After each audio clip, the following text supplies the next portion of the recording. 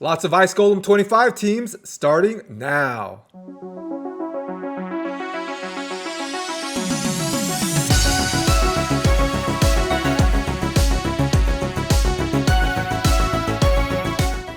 What is going on, Raiders? Soda Dragon here, and today we are tackling Ice Golem 25. So even if you don't farm Ice Golem regularly, it's a good idea to have a reliable team in place just in case you need to get points from events and tournaments like the one you see here for the Opardon event.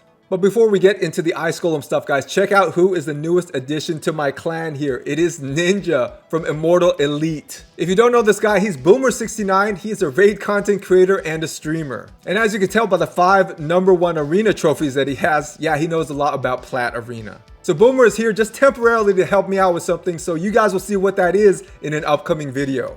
Check out that arena defense, +4 Trunda, scary. So guys, what is the big thing that we need to know about the Ice Golem, especially for Ice Golem 25? It is this passive Frigid Vengeance. Now, Frigid Vengeance isn't only on stage 25, it's on all of the stages, but this you have to worry about much more the higher up you go when you're fighting the Ice Golem. So let's read the skill. Frigid Vengeance. Attacks all enemies one time whenever Callistus's HP drops below 80%, 60%, 45%, 30%, and 15%. This attack will revive any dead allies to 100% HP. This attack ignores 50% of each enemy's defense for each alive ally. This attack also has a 20% chance to place a freeze debuff for 1 turn. The chance of placing a freeze debuff increases by 40% for each alive ally. So what's our strategy here? Well, we want to avoid Frigid Vengeance at all costs. Hopefully most of the time, if not all the time. So how do we do this? Well, we lower the Ice Golem's HP with either poisons or HP burn. When we do that, it will not trigger Frigid Vengeance. So this is why, especially for Ice Golem 25, you want to avoid your straight up pure damage dealers. So somebody like a Turvold or a Seer, yeah, that's not going to work. You're going to take a ton of damage in return because of that Frigid Vengeance proccing. Speaking of poisons and HP burns, check out the teams of the week. Do you see a theme here? Yeah, HP burns and poisons. So if you don't have all these legendaries, I'm going to give you some options. Now, the clear times obviously are not going to be as good as teams like this, but still, you'll be able to clear Ice Golem 25 consistently. But if you're looking for pure speed teams, here you go.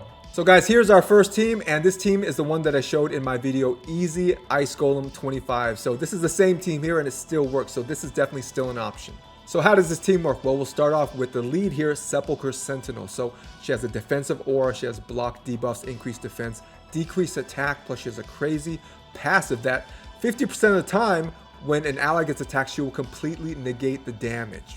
Taurus is coming in here with stacks and stacks of AoE poisons, but unfortunately he reduces his HP to 1% when he uses those poisons. So you're going to need to revive him frequently. That's why I definitely need to pair him with a reviver. But as far as epics go, he is an excellent poisoner.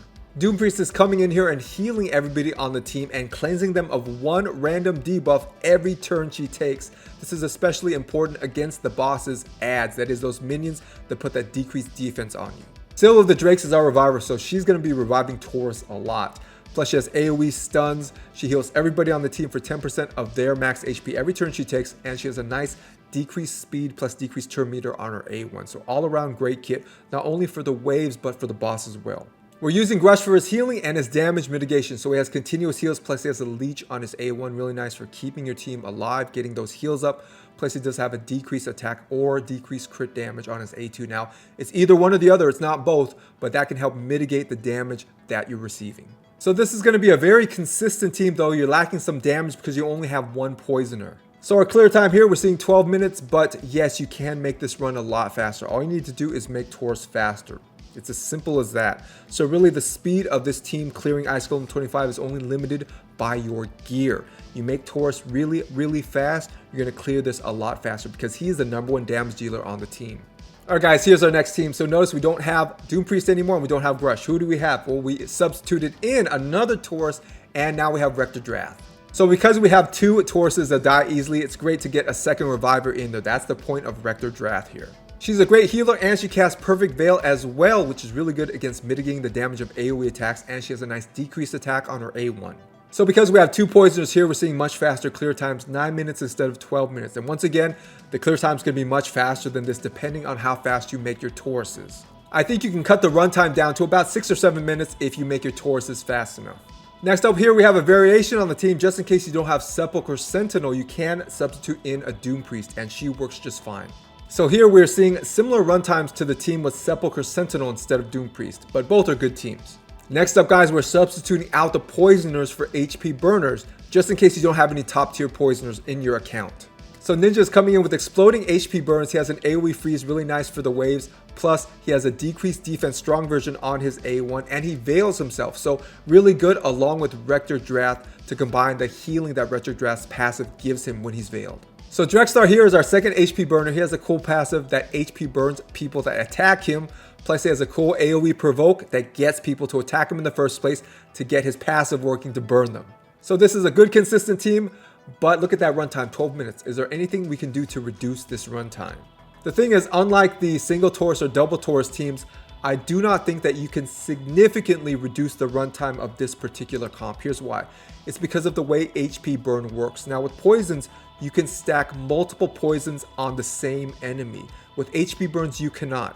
Every enemy can only have one stack of HP burn on them at any one time. So because you really cannot increase the stacks, you cannot increase the damage to a certain degree. Whereas poisons, you can have 10 stacks of poisons on any particular enemy at once. HP burns only one. So it looks like you probably won't be able to shave off more than maybe 1 or 2 minutes to the runtime. All right, guys, on to our last team. Yes, it's just Drex. Drex can solo the Ice Golem stage 25. Now we're going to give him help getting to the boss, that is getting through those enemy waves, so I'm just going to add in Seal of the Drakes here. Now I know what you guys are saying, isn't this really a duo rather than a solo? Because I mean, Drex is going to die and Seal's going to keep on reviving him, right? Isn't this how this team works?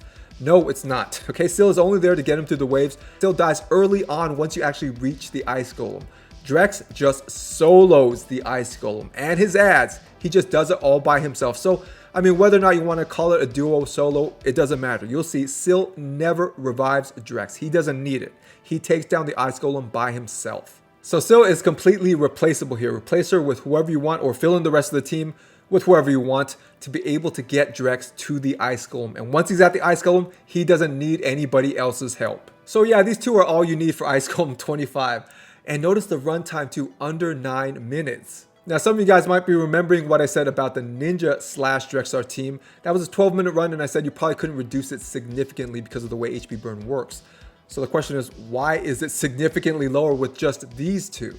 It's because of the animations. Once we get to the actual Ice Golem and Seal dies off, there's basically only 4 people doing animations. That is Callistus himself, we have Drexstar, and the 2 ads that occasionally pop up. Notice 4 more people are left out. That is animations, seconds that they're running that aren't there anymore. That's why this is such a short runtime, because there's so few people that are doing their animations. All right, guys, on to everyone's gear stats and masteries, starting with Drexstar. So I have him in a regeneration set and an immortal set. On to his total stats. So I have him at 63,000 health. I have the attack at 2,000. I have the defense at 2,900, speed 194, crit rate 43%, crit damage 115%, resist 352, and accuracy 193. Onto his masteries. So down the offense tree, I have Giant Slayer, so we're getting bonus damage based off enemy max HP. Plus, Drex has a triple hitting A1, so very good for triple hitting or quad hitting A1 champions to use Giant Slayer instead of War Master. So you have an extra bit of chance to get that bonus damage. So here we have Sniper, so we're increasing the chances of him landing his HP burn, because on his passive or his A1, the chance is not 100% for either. So definitely Sniper is good for increasing the chances of landing that HP burn. Plus here, we have Master Hexer, so we're potentially increasing those HP burns from 2 turns to 3 turns. Next up, guys, we got Seal of the Drake. So how have I geared her? I have her in a Relentless set and an Immortal set. On to her total stats. So I have her at 71,000 health. I have the attack at 1,700. Defense 3,000, speed 177, crit rate 38%, crit damage 148%, resist 222, and accuracy 259.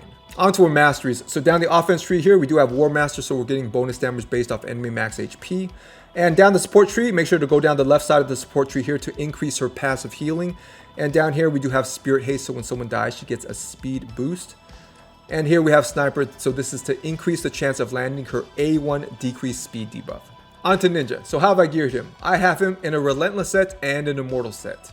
Onto his total stats. So I have his HP at 49,000. I have the attack at 3,700. The defense at 1,900. I have the speed 187, crit rate 107, crit damage 207, resist 185, and accuracy 227. Onto his masteries. So down the offense tree, we do have War Master here, so we're getting bonus damage based off enemy max HP. And down the support tree here, we do have Sniper, so this increases the chances of landing his A1 decreased defense. And here with Master Hexer, we are potentially extending the duration of his debuffs by 1 turn. Now, this won't extend freeze, but the rest of the debuffs, yes, we can potentially extend them. Onto Retro Draft, and as you see, mine is not fully geared out, but I do have her in 2 Immortal sets and a Perception set. Onto her total stats. So I have her HP at 47,000, I have the attack at 1,900, defense 2,200, speed 213, crit rate 28%, crit damage 80%, resist 278, and I have the accuracy at 154. Onto our masteries, and you guys see I don't have any yet, but what would I take? Well, I take War Master here, so bonus damage based off enemy max HP, and I would also take Lasting Gifts here to extend the duration of her buffs. So that Perfect Veil, it would extend potentially, and also her continuous heals. Onto Doom Priest. So how have I geared her? I have her in a Relentless set and an Immortal set. Onto her total stats. So I have her at 61,000 health, I have her attack at 1,900, I have her defense at 3,000, I have her speed 193, crit rate 20%, crit damage 136%, resist 185, and accuracy 91. Onto her masteries. So down the offense tree here, we do have War Master, so we're getting bonus damage based off enemy max HP.